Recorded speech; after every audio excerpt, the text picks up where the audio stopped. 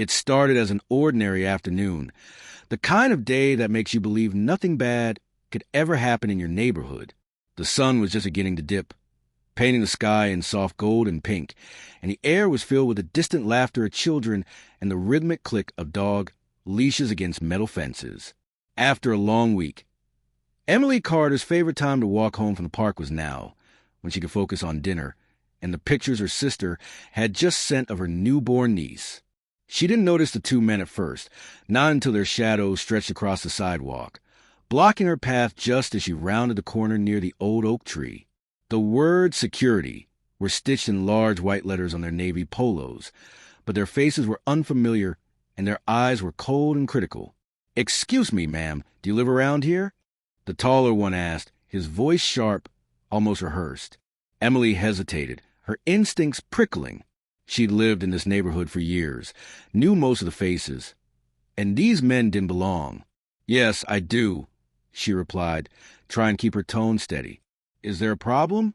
The shorter man stepped closer, his posture aggressive, a smirk playing at the edge of his mouth. "We're with the HOA security team. We need to see your ID. It's for everyone's safety." Emily's heart thudded in her chest. She glanced around, hoping to spot a neighbor, but the street was empty except for a woman pushing a stroller on the far side and a teenager riding his bike, earbuds in, oblivious. "I'm sorry, but I don't know you," Emily said, gripping her phone a little tighter. "If you're with the HOA, I'll call the president myself." The taller man's eyes narrowed. "We're just doing our job. If you have nothing to hide, you'll show us your ID." The words hung in the air, heavy with threat. Emily's mind raced. She remembered the neighborhood email about imposters posing as security, but she never thought it would happen to her. "No," she said, her voice firmer now. "I'm not giving you anything."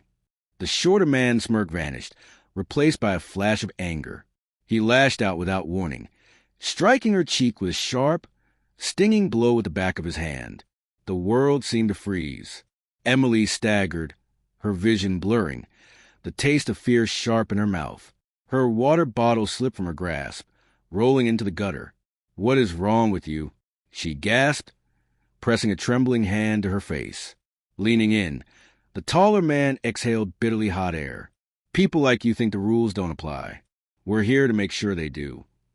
The woman in the stroller stopped, her eyes wide, but she didn't move across the street. The adolescent slowed, unsure, and then accelerated before vanishing around the corner.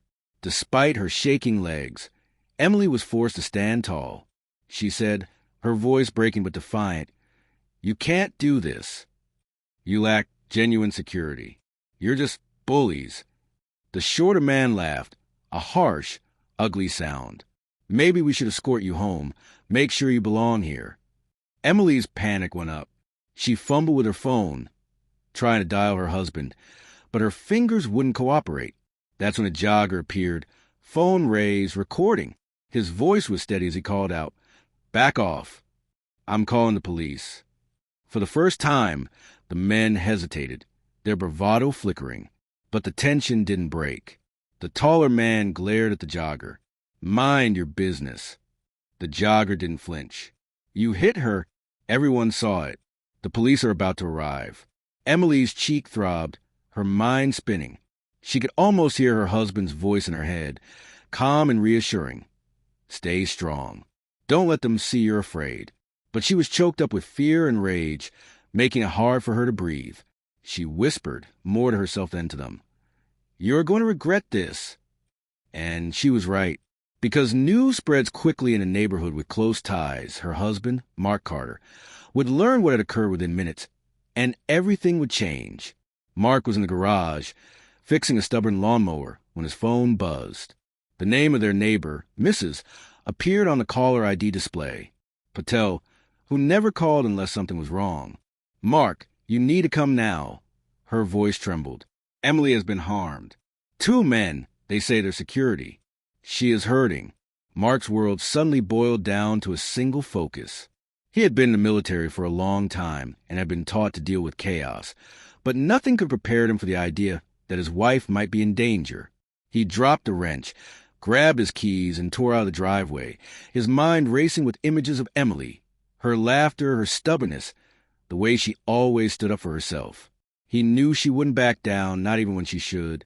As he sped down the street, neighbors turned to watch, sensing something was wrong. Mark's hands gripped the wheel so tightly his knuckles whitened. He replayed Mrs. Patel's words over and over. She's hurt. The drive felt endless, every red light an eternity. When he finally turned onto their street, he saw the crowd. Neighbors clustered on the sidewalk, phones out, voices raised. At the center, Emily stood with one hand pressed to her cheek, her body trembling but upright. Mark's heart pounded as he pulled to the curb, barely remembering to put the car in park before he was out and running.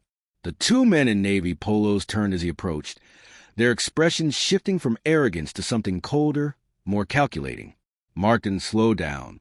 He moved with the quiet confidence of someone who'd faced real danger. His eyes locked on Emily first, then the men. "Are you okay?" he asked, his voice low, steady. Emily nodded, tears brimming but unshed.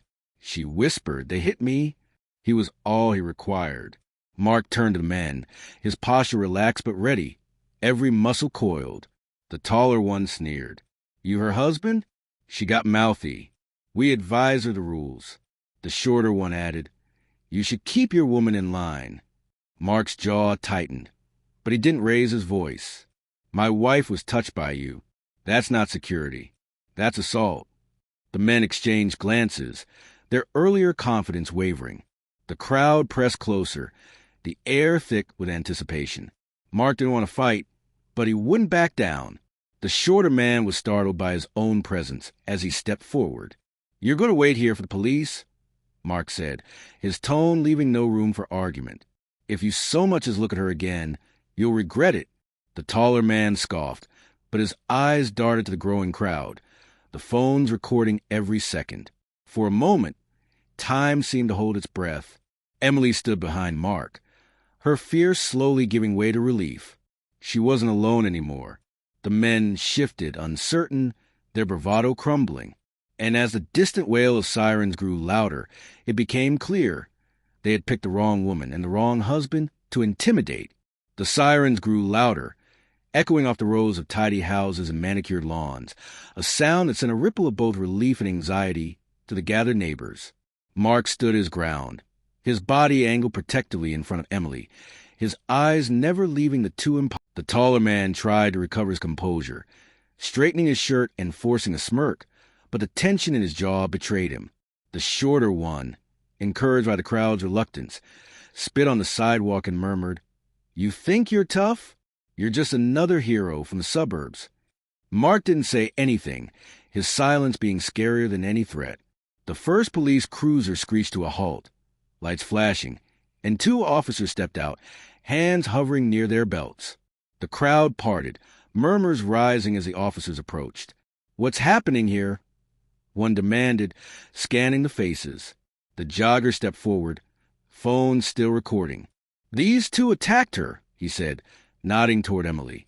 "They claim to be security personnel, but no one has ever seen them." "He struck her."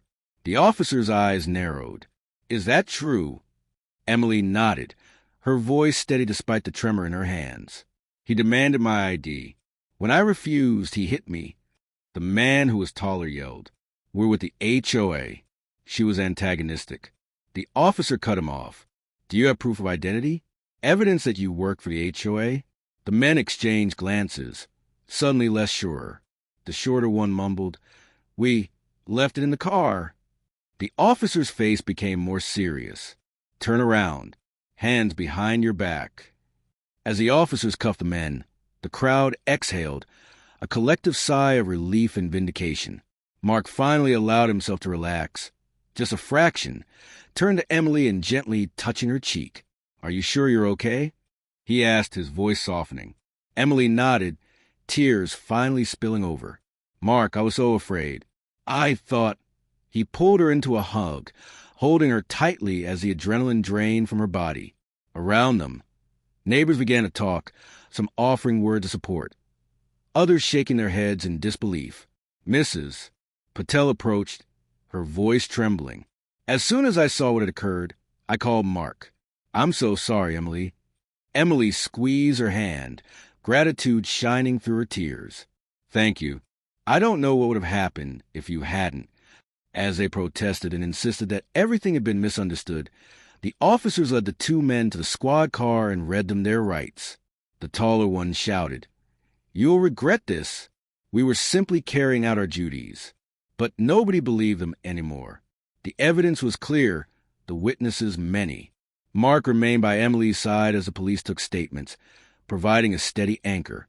The jogger, still holding his phone, approached. He spoke quietly. "I got the whole thing on video. Please let me know if you need it for the police or the HOA." Emily managed a shaky smile. "Thank you. That means a lot." The crowd began to disperse, neighbors returning to their homes, some glancing back with lingering concern. The sense of safety that had always defined their street felt shaken, replaced by a new wariness. Mark and Emily walked home together, her arm looped through his, both silent as they processed what had happened.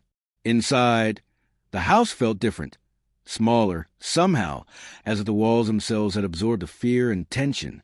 Mark made Emily sit at the kitchen table while he fetched an ice pack for her cheek. He sat down next to her and looked into her eyes. He said, "You did everything right. You stood up for yourself. I'm proud of you." Emily shook her head, her voice barely above a whisper. "I was just so scared. I kept thinking, if I give them my ID, what else will they want? Will they follow me home?" Mark squeezed her hand. "You trusted your instincts. That's what matters." The doorbell rang, startling them both. Mark stood, his body tense, but it was only Mrs. Patel, holding a plate of cookies. "I thought you might need something sweet," she said, her smile gentle. Emily laughed, the sound shaky but real. "Thank you, Mrs. Patel. You saved my life." The adrenaline gave way to exhaustion as the evening progressed. Emily sat on the couch, staring at the muted television, her mind replaying the confrontation over and over. Mark sat beside her, his arm around her shoulders, silent but present. Outside, the neighborhood was quiet, but the sense of unease lingered. Word spread quickly, and by morning, everyone knew what had happened. Some neighbors called to check in, offering support and outrage. Others kept their distance, unsure what to say. At the next HOA meeting, the incident dominated the conversation.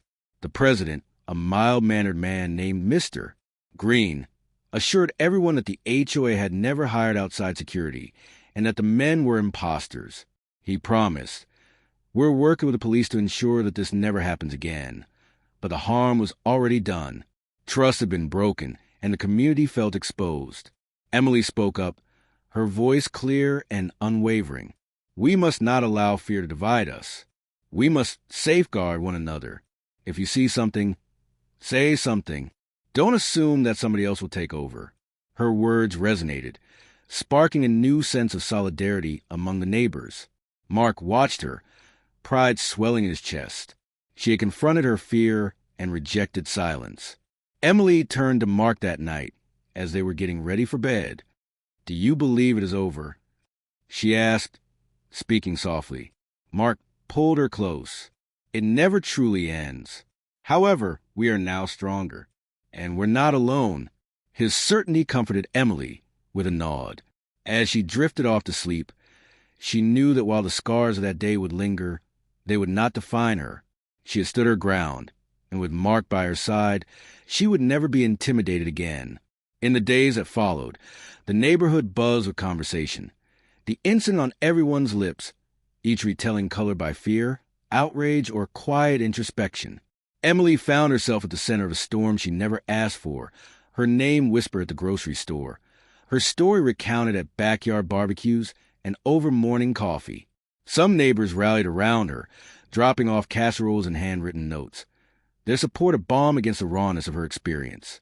Others kept their distance, their eyes sliding away when she passed, as the proximity to her ordeal might invite trouble into their own lives.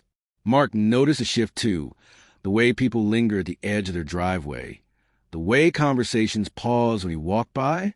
He got it, even though it hurt.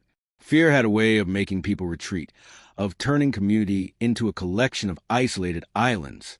However, Mark refused to permit that to occur. He made a point of waving to every neighbor, of stopping to chat with the kids on their bikes, of reminding everyone that the Carters were still here, still part of the fabric of the street. In the meantime, Emily struggled with the reverberations. She replayed the confrontation in her mind, second-guessing every decision, every word. What if she had just handed over her ID? What if she had run?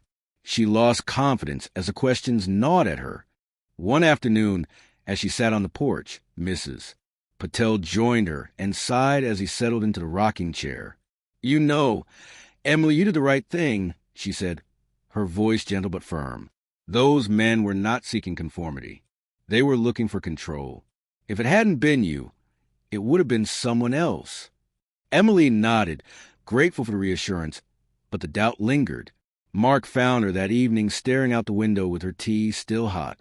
"You're not responsible for what happened," he said quietly, sitting beside her. "You didn't invite this. You didn't escalate it. You stood your ground, and that's something to be proud of." Emily looked at him, her eyes shining with unshed tears. "I just want things to go back to normal," she whispered. Mark squeezed her hand. "Normal isn't always safe, but we can make things better. We can prevent this from occurring again." Emily made the decision to act in response to what he had to say. She reached out to the HOA, volunteering to help organize a neighborhood watch. She spoke at community meetings, sharing her story not as a victim, but as a warning and a call to vigilance. Her courage inspired others. Soon, a group of neighbors began patrolling the streets in pairs, their presence to turn to anyone who might try to exploit the community's trust again. Security cameras were put in by the Carters and other families. The neighborhood, once complacent, became a place of watchfulness and mutual support. But not everyone was comfortable with the changes. At the next HOA meeting, a woman named Janet voiced what others had only whispered. "I'm sorry for what happened to Emily, but maybe if she just cooperated, none of this would have happened. We don't want to turn our neighborhood into a fortress." Tension was palpable in the air as the room sank into silence. With a steady voice, Emily stood. "I understand the fear, but giving in to intimidation isn't the answer. If we let fear dictate our actions, we lose more than our sense of safety. We lose our sense of community." Mark watched her, pride and admiration warring with anger at Janet's words. He was aware how challenging it was for Emily to speak up, and the strength it took for her to refuse to be shamed in front of her neighbors. Several people approached Emily after the meeting to express their gratitude for her openness and willingness to lead. Others remained skeptical, their faces closed, their arms crossed. The divide was real, but so was the progress. One evening, as Mark and Emily walked their dog, they noticed more neighbors out and about, chatting in small groups, keeping an eye on the street.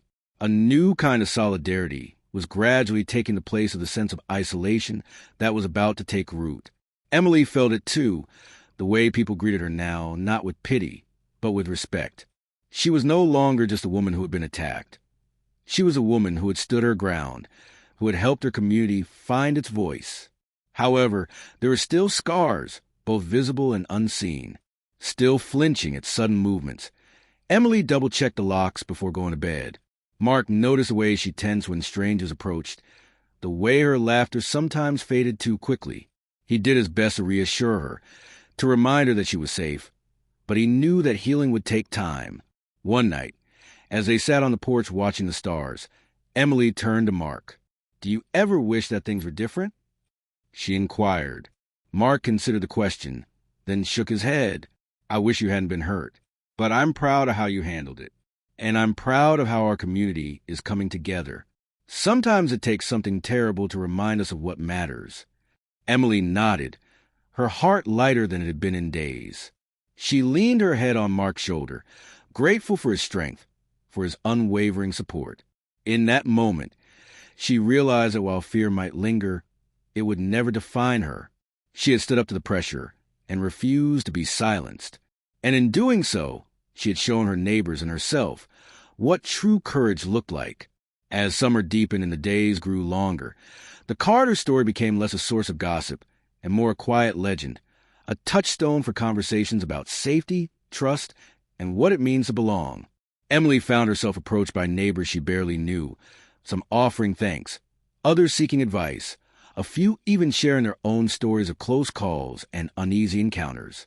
The neighborhood, once content to let others handle its problems, now pulsed with a new sense of responsibility. Mark noticed a change, too. Block parties were livelier, with more laughter and less suspicion, and the old divides between longtime residents and newcomers began to blur. However, the lingering memory of that afternoon served as a reminder that safety was earned and protected, not a given. Emily's confidence grew with each passing week, but so did her awareness of the world's unpredictability. She took self-defense classes, sometimes joined by other women from the neighborhood, and found strength in the camaraderie that grew from shared vulnerability. Mark, ever the quiet protector, supported her every step, but he also encouraged her to reclaim her independence, to walk the streets with her head held high. One Saturday morning, Emily decided to walk to the park alone, a small act of defiance against the fear that had once threatened to consume her. The air was crisp, the sky a brilliant blue, and as she passed the spot where the confrontation had taken place, she paused, letting the memory wash over her. She remembered the sting of the slap, the coldness in the imposter's eyes, the way her heart had hammered in her chest. But she also remembered the jogger's voice, the neighbors who had come running, and most of all, the look in Mark's eyes when he arrived. Fierce, protective, unwavering. Realizing that the fear no longer controlled her, she smiled. She noticed a group of children playing and heard their laughter echo across the grass as she continued her walk. She was waved over by Lisa, one of the mothers. Lisa said with sincerity, "I just wanted to say thank you, Emily. You made us all braver. I used to worry about letting my kids play outside, but now I know we're all watching out for each other." Emily felt a swell of pride, tempered by humility. "It wasn't just me," she replied. "Everyone stepped up to help. We're stronger together." That evening, the Carters hosted a small gathering in their backyard, inviting neighbors old and new. The laughter mixed with the scent of barbecue and freshly cut grass as the conversation flowed easily. Mark spoke into his glass at one point, his voice echoing throughout the yard. "To Emily," he said, "for reminding us that courage isn't the absence of fear, but the refusal to let fear win." Emily blushed, but her eyes shone with gratitude as the group cheered. Emily and Mark later sat together under the twinkling lights on the patio as the sun set and the guests headed home. "Do you think it's really over?" Emily asked, her voice soft. Mark considered the question, then shook his head. "I don't think things like this are ever really over, but I do think we've changed. We're not the same people we were before, and neither is this neighborhood." Emily nodded, understanding. The scars would fade, but the lessons would remain. She had learned that strength could be quiet, that courage could be contagious, and that sometimes the greatest victories were not in the battles fought, but in the lives touched and the hearts changed. As the night deepened and the world grew still, Emily felt a sense of peace settle over her. She knew there would always be challenges, always be those who tried to intimidate or control. But she also knew that she and her community were ready. They had overcome anxiety and discovered their voice. They had stood together and refused to be cowed. And in the end, that was what mattered most. The next morning, as Emily sipped her coffee and watched the sunrise, she reflected on how far she had come. She was no longer just a woman who had been attacked. She was a survivor, a leader, a symbol of resilience. And as she looked out at the quiet street, she knew that whatever the future held, she would meet it with strength, with hope, and with the unwavering belief that no one, not imposters, not fear, not even shadows of the past, could ever take away her dignity again.